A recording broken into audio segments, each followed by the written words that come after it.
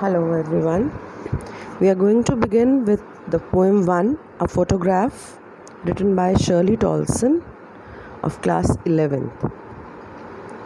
Nowadays, children, you people are at home, must be scrounging out your cupboards and almirahs, and you must have seen some of the other photographs of your parents or of your childhood. And these photographs, they make memory for us. It is very handy, and it's really bliss we have nowadays that every moment, now and then, you can click your selfies and you can save them, you can share them. But previously it was not so easy. It was, the people were not so techno savvy, and the photographs were being clicked very rare on some occasions. It's not now and then as if the life is now. Previously, what the people used to do, they used to carry a hefty camera along with them, especially for some holidays, for some special occasions, which would recall us basically of the memories at the time, or the moments of the times which they spent together. Right now, even if you look back to your photographs, your snapshots, you look to you find those memories being cherished again, being green again. So this photograph again, it is the tribute to the poet's mother. The poet Shirley Tolson, she recalls her mother and her memories while looking at her childhood photograph when her mother was just 12 years old. She explains that mother's loss in a very beautiful manner and has used many of the poetic devices also into it. We'll be doing it simultaneously. Let's move on to the poem side by side, line to line. The first passage says, "The cardboard shows me how it was when the two girl cousins were paddling, each one holding one of my mother's hand, and she, the big girl, 12 years or so." This we'll consider as passage 1. Here the word cardboard refers to the photograph. Now the poem, it opens up at the time when poet is looking at an old photo album which is made up of cardboard, right? Previously, if you had the photographs of your ancestors at home, you must have seen that the photographs were being framed, and that frame was of hefty cardboard. It was a stiff cardboard. So this cardboard refers here to the photograph. She is looking at that photograph, and in that image, in that picture, there were 3 girls who were walking on the beach holding each other's hands. And the girl who was in the middle was the tallest and the eldest one. It seems as if the girl who was in the middle one was the eldest and was the tallest, and they were the 2 girl cousins. It means the 3 of them, they were cousins to each other, and the middle one, who was the eldest one, seems some 12 years. It seems as if the girl who is in the middle and is the eldest one is somehow 12 years, around 12 years, not exact age is being mentioned here. So some 12 years is written, means seems to be 12 years. That means the girls who were besides her, they were younger than that, right? Next, all 3 stood still to smile through their hair, and the uncle with the camera, a sweet face, my mother's, that was before I was born, and the sea, which appears to have changed less, washed terribly transient feet. In these lines, the poet describes how the photograph was being clicked, how it was being taken. The mother's uncle, he took this photograph, and he had told them to cease for a minute, to have a pause to their actions and pose. All of them had their hair being wet, because once they were at the sea beach, that was but obvious. that they were being wet along with their hair. So also all three of them were posing properly, and they had their hair being open, and they smiled at the camera to get the photograph being clicked. Right. Now the poet's attention is drawn towards her mother's face. The poet, she looks towards the mother's face, which seems to be a very sweet and innocent one, because she was at that time, she was young at that time, and that photograph was being taken at the time when poet was not even born. In the above passage, she has already told that the eldest one was her mother, which was who was only 12 years, and that is but obvious. When mother was being 12 years, how could the poet be born? Because mother herself is a child. So that is why, being at that verge of her age, poet's mother seems to be very sweet, very innocent, which she appears to be. The photograph was taken long back by the uncle, and the poet calls their feet, the feet of these cousins, being terribly transient. Terribly transient means the short term, temporary, not permanent. Right. Why their feet are called being transient? As they were so young, and by now and then they had grown older, because that doesn't remain the same. The size of the feet doesn't remain the same. It had a drastic change, so that they were the temporary footprints on the sea beach, which were being posed by, which were being imprinted by, and because of the presence of these three cousins.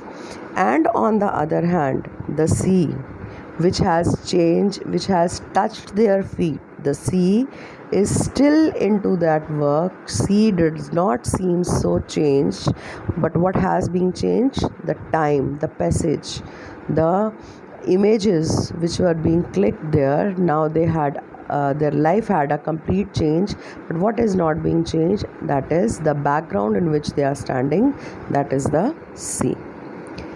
Next, some 20-30 years later, she would laugh at the snapshot. "See Betty and Dolly," she would say, "and look how they dressed us for the beach, the sea holiday." Now the poet assumes that her mother, after 20-30 years, when she would have looked to that photograph along with her cousins, three of them must had a great laugh. They must had a laughter on that photograph, because they must have mocked on their sense of dressing. They were not properly being dressed. Even you people, when you see your photograph years back, you people seems yourself as if you are funny, as if you were being made a gimmick. So even here she is assuming that when mother would have seen the photograph, three of them must had laughed, because they were not being properly dressed for the sea holiday. They might be carrying some long gown or something else, which is not appropriate dress for a sea holiday. Right. So the names of the cousins are given here, Betty and Dolly. And why they would have laughed? Because it would have been a matter of laughter for them, or mockery for them, that how their parents would have dressed them and had taken them to the beach. They would have planned it before the photograph had been clicked, because the dressing sense was not appropriate, as if the holiday was being planned. Okay. So the sea holiday, I would cover up with the last line. The sea holiday was her past, mine is her laughter. Both worry with labored ease of loss. Here the poet recalls and says that sea holiday was her mother's past. Means sea holiday were the moments which her mother cherished from the past, and poet's past favorite moments which she cherished is her laughter. Past is mother's laughter. That means mother do not exist anymore. Okay, That means mother is no more. She is dead. Past is what we cannot cherish again, right? So here what the past is regarding the sea holiday, because mother cannot revive that childhood back, and the author, the poet, she cannot bring her mother back from where she had gone. So both the women, mother and the daughter, both would think about their past and those past memories which they cannot relive. And both of them had tried to adjust to be compatible to what they have lost. Both tries to adapt to the situation. Labored ease of loss. Labored ease of loss means both of them had tried to adjust, accommodate, and module themselves as if the present scenario is. Now she is been dead nearly as many years as that girl lived, and of this circumstance there is nothing to say at all. It's silence silences. Now she says all about her mother, that she is being dead, and it's being how many years she is being dead? It's being the years, as if that girl, the age quoted in the first paragraph, that the girl is of 12 years. That means this lady had died as much as that girl was living, had lived in that passage when they were there at the sea holiday. Means when she was 12 years she was at sea holiday.